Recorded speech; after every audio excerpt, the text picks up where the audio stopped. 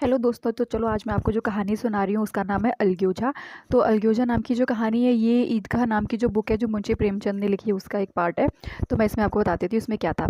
तो ये जो कहानी है अलग्योजा, इसमें शुरुआत होती है एक भोला नाम के आदमी से। तो उसमें बताते हैं कि जो भोला नाम का आदमी था ना, उसकी एक वाइफ हुआ करती थी और उसका एक बेटा था। उस बेटे का नाम था रघु। लेकिन फिर कुछ सालों के बाद उसकी जो वाइफ थी उसकी डेथ हो जाती है। और जब डेथ हो जाती है तो उस टाइम जो रघु जो था वो सिर्फ 8 साल का ही था। लेकिन अब 8 साल के बच्चे को अकेला नहीं संभाल पा रहा था, तो उसने शादी कर ली। तो जब उसने दूसरी शादी की तो जो दूसरी लेडी आई उसका नाम था पन्ना। अब पन्ना, पहले जब पन्ना नहीं थी तो फिर रघु के लिए लाइफ बहुत ईजी थी। खेलता रहता था, घूमता फिरता था, गुल्ली डंडा खेलता था, दोस्तों में मस्ती करता था, ऐसे उसके ऊपर कोई प्रेशर नहीं था। लेकिन जब उसकी लाइफ में पन्ना आ गई और उसके पिताजी की लाइफ में पन्ना आई, तो पन्ना के आने के बाद पन्ना ने एज़ यूजुअल जो सौतेली माँ होती है यूजुअली वैसा ही उसने उसके साथ बर्ताव करना शुरू कर दिया। तो रघु ही जाके गोबर उठाता था, रघु ही घर के काम करता था, उसके पैर भी दबाता था, ऐसे करके बहुत सारे काम करता रहता था। और धीरे धीरे पन्ना जो थे, पन्ना के 4 बच्चे हो गए, उसमें से 3 लड़के थे और एक लड़की थी। अब इतना वो साल होने के बाद ऐसे करते करते 8 साल गुजर गए। और 8 साल होने के बाद जो भोला जो था उसका जो पति, उसकी एक दिन डेथ हो जाती है। और जब डेथ हो जाती है तो वो इकलौता कमा हुआ आदमी था, अब कमाने वाला तो कोई था नहीं। अब जब कमाने वाला कोई था नहीं तो फिर वो सोचती है, अब मैं क्या करूँगी, अब मैं क्या करूँगी, बच्चे कौन पालेगा, खेती बाड़ी कौन करेगा, गाय भैंस भी नहीं है उनके पास, तो तब तो प्रॉब्लम हो जाएगी। तो बच्चे खाएंगे पिएंगे भी क्या, और 4 बच्चे हैं, अब उनकी देखभाल कौन करेगा। लेकिन टू हर सरप्राइज़ वो देखती है कि जो रघु है उसने ही has taken the responsibility of the whole house, और उसने पूरा घर में काम काज करना शुरू कर दिया है। उसने पैसे खेती बाड़ी भी करना शुरू कर दिया है, और वो बच्चों का भी ध्यान रखता है। और ऐसे करते करते फिर ना मतलब थोड़ा टाइम निकल जाता है। रघु ने मतलब सारी रिस्पॉन्सिबिलिटीज़ उठा ली होती है।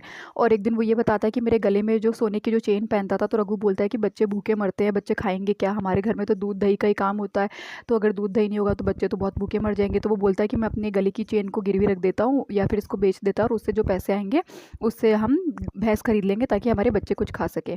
तो ये सब देखने के बाद पन्ना का दिल बहुत बदल जाता है कि मैंने तो इसको इतना मिसट्रीट किया, इसको रघु को मैंने इतना परेशान किया, लेकिन आज जब उसके पति की डेथ हो गई है तो रघु ने बिना किसी भेदभाव के इन बच्चों को भी अपना लिया है और वो पूरी जिम्मेदारियां उठाता है। तो फिर वो खेती बाड़ी करते थे और सब लोग खुशी खुशी रहते थे। ऐसे करते करते टाइम बीत गया, और जब टाइम बीता तो फिर रघु की शादी करने की उम्र हो गई।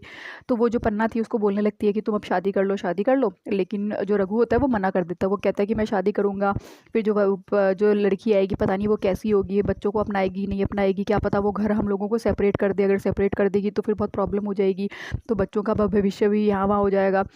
तो वो उस फेवर में नहीं होता है, वो बहुत सारे लॉजिक देता है कि मेरे को शादी नहीं करनी, मेरे को शादी नहीं करनी। लेकिन पन्ना ऑब्वियसली उसके पीछे पड़ जाती है कि नहीं अब तुम शादी कर लो। वो मुझसे लड़ाई कैसे करेगी, मैं उससे बात ही नहीं करूँगी, मैं उसको कुछ बोलूँगी ही नहीं।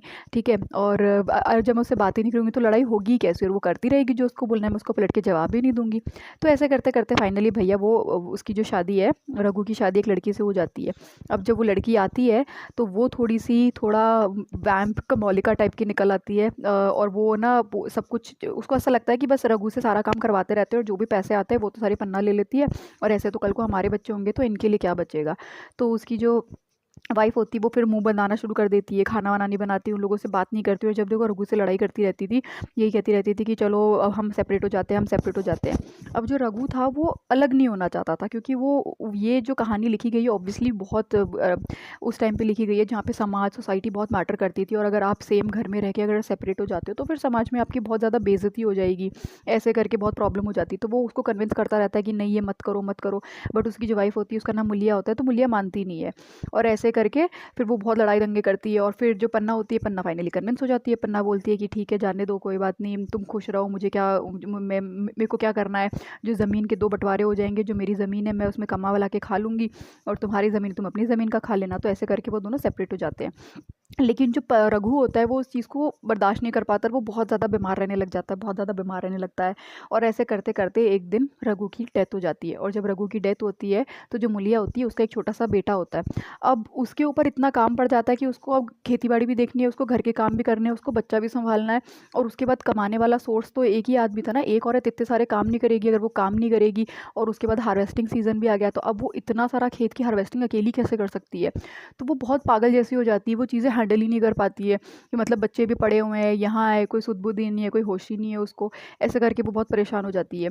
लेकिन फिर एक दिन क्या होता है कि वो सोचती है अब करना तो मुझे पड़ेगा, लेकिन और मैंने पन्ना के साथ इतना बुरा किया तो पन्ना तो मेरे साथ अब रहेगी भी नहीं। तो फिर वो अपना बच्चे को लेती है, बच्चे को पेड़ के नीचे बिठा देती है और अपना काम वाम करने लग जाती है। इतने में बच्चा होता है वो बहुत तेज़ रोने लग जाता है। अब वो बच्चे को लेके बैठे तो काम कौन करेगा? तो इतने में पन्ना आती है और पन्ना उस बच्चे को ले लेती है और फिर वो रोने लग जाती है और पन्ना उसे रोते-रोते बोलती है कि तुम ऐसा क्यों कर रही हो? मतलब ऐसा छोड़ दो, मतलब बच्चे को इतना क्यों परेशान कर रही हो? इतनी क्या मैं पराई हो गई हूँ क्या तुम्हारी? ऐसे करके फिर वो दोनों बहुत रोने-वोने लग जाती है और फिर वो लोग थोड़ा खुशी-खुशी साथ में रहने लग जाते हैं। अब सीन ये होता है कि जो पन्ना का जो बेटा था, जो सबसे बड़ा बेटा, उसका नाम था केदार। अब केदार बड़ा हो चुका था। अब जो रिस्पॉन्सिबिलिटी रघु ने निभाई थी वही सेम रिस्पॉन्सिबिलिटी जो होती है अब वो केदार निभाने लग जाता है कि वो बच्चों का अब जो मुलिया के जो 2 बच्चे हो गए थे उनका ध्यान रखता है, और घर खेती बाड़ी का काम करता है, गाय भैंस का काम भी करता है, और घर में जो पैसे आते हैं वो भी ना पन्ना को भी देता है, थोड़े बहुत मुलिया को भी देता है। ऐसे करके वो चीज़ें बहुत अच्छे से मैनेज कर रहा होता है, ठीक है। और वो धीरे धीरे ऑब्वियसली बड़ा हो जाता है, काफ़ी टाइम में निकल जाता है, तो फिर जो पन्ना होती है वो पन्ना केदार को बोलती है कि अब तुम शादी कर लो। तो वो सेम चीज़ जो रघु ने बोली होती है वही चीज़ केदार बोलने लग जाता है कि मैं शादी नहीं करना चाहता, मैं शादी नहीं कर सकता, मैं शादी करूँगा तो फिर मुलिया और मुलिया के बच्चों का क्या होगा, क्या पता कैसी औरत आएगी, अब वो पता नहीं बच्चों को परेशान करेगी, मुलिया को घर से निकाल देगी तो बहुत मुश्किल हो जाएगा, तो इससे अच्छा है मैं शादी ना ही करूँ। तो वो हमेशा मना कर देता था, जब भी शादी की बात होती थी वो हमेशा मना कर देता था। लेकिन पन्ना को समवेयर ये फील होता है कि जो केदार है वो मुलिया को मन ही मन पसंद करता है और वो उससे शादी करना चाहता है। तो ऐसे करके फिर वो केदार को बोलती है पन्ना कि अगर तू चाहे तो मैं एक बार मुलिया से बात कर सकती हूँ। तो केदार बोलता है मुझे नहीं पता, आपको जो करना है करो, मैं तो जा रहा हूँ खेती बाड़ी करने के लिए, मेरा तो टाइम हो गया। ऐसे करके केदार वहाँ से चला जाता है। तो फिर पन्ना शाम को मुलिया को बुलाती है, फिर वो बातें बातें कर रही होती है और ऐसे करते करते फिर वो उसको बोलती है कि मुलिया को बोलती है कि ये देखो शादी के लिए मान नहीं रहा है, मैं तो इसको कितनी बार बोल चुकी हूँ शादी कर लो शादी कर लो। तो फिर वो मुलिया बोलती है कि ऐसा कैसे हो सकता है कि केदार शादी नहीं कर रहा, इतना अच्छा लड़का है, मतलब इनको इन ये शादी क्यों नहीं कर रहे हैं? ऐसा तो हो ही नहीं सकता कि इनको अच्छे रिश्ते नहीं मिल रहे, इतनी अच्छी-अच्छी लड़कियाँ आती है। तो फिर पन्ना बोलती है कि वो एक ऐसी लड़की से शादी करना चाहता है कि जो लड़की शायद उससे शादी ना करे। तो मुलिया बोलती कि ऐसा तो हो ही नहीं सकता, इतना अच्छा लड़का है, हैंडसम है और घर का काम सँभालता है, खेती-बाड़ी करता है, पूरी ज़िम्मेदारियाँ निभाता है, इतना सज्जन है, डिसेंट है, इससे तो कोई मूर्ख लड़की ही होगी जो इससे शादी नहीं करना चाहेगी। तो पन्ना बोलती है कि देख लड़की तो कन्विंस हो जाएगी, अगर तुम चाहो ना मुलिया तो फिर वो लड़की कन्विंस हो सकती है। तो मुलिया उसे बोलती है कि हाँ बिल्कुल जीजी मुझे बताओ कि कौन है वो लड़की, मैं भागी चली जाऊँगी, उस लड़की को बिल्कुल कन्विंस करूँगी और जो जिसको केदार पसंद करते हैं हम उसी से शादी करवाएंगे। और ऐसे करके फिर पन्ना फाइनली बताती है कि वो लड़की मुलिया तुम ही हो, केदार तुम ही से शादी करना चाहता है। और फिर मुलिया बहुत शर्मा जाती है और फिर उसे लगता है कि मैंने जो 10 साल में अपने इतना स्ट्रगल किया या फिर मैंने जो चीज़ें गलत की थी अब मेरे पास एक प्रायश्चित करने का मौका है, तो अब मैं सही तरीके से इनके घर की बहू बन पाऊँगी। केदार से शादी करके जो ज़िम्मेदारियाँ मुझे एज़ अ बहू पहले निभानी चाहिए थी, अब वो मुझे भगवान ने एक सेकंड मौका दे दिया है। तो ऐसे करके मुलिया भी कन्विंस हो जाती है और फाइनली केदार और मुलिया की शादी हो जाती है। Okay bye. चलो फिर बाय बोलने से पहले मुझे याद आया कि मतलब बाय बोलने के बाद मुझे ऐसा लगा कि चलो मैं अपना पर्सनल रिव्यू भी दे देती हूँ।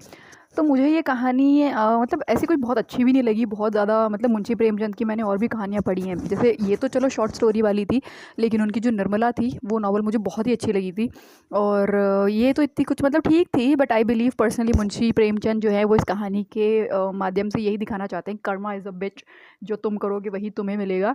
जैसे पहले पन्ना ने रघु के साथ किया वैसा ही सेम बिहेवियर उसको मुलिया के साथ मुलिया के एंड से देखना पड़ा जब रघु की डेथ हो गई तो।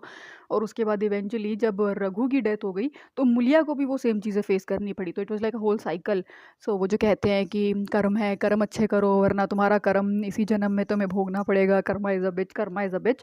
तो आई बिलीव कि मुंशी प्रेमचंद ने इस पर्टिकुलर एस्पेक्ट को काफ़ी ठीक तरीके से एक्सप्लेन किया है, काफ़ी अच्छे से कहानी के हेल्प से एक्सप्लेन किया है, which was a pretty good thing.